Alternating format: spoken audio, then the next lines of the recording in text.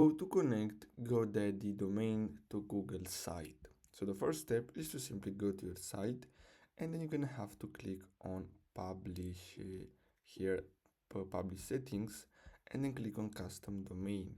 So here, as you can see, you're gonna have to simply go to custom domains and click on start setup, and then simply enter your custom domain. So let's type in a random here. So let's see, as you can see, this one here is not verified, so you're gonna have to click on verify your ownership. So simply enter your GoDaddy name, your GoDaddy domain, and then simply click on continue here, and then you're gonna have to start verify your GoDaddy domain. So select CNAME, and then you're gonna have to simply copy these two CNAMEs and then go to GoDaddy and paste them in your account, and that's all.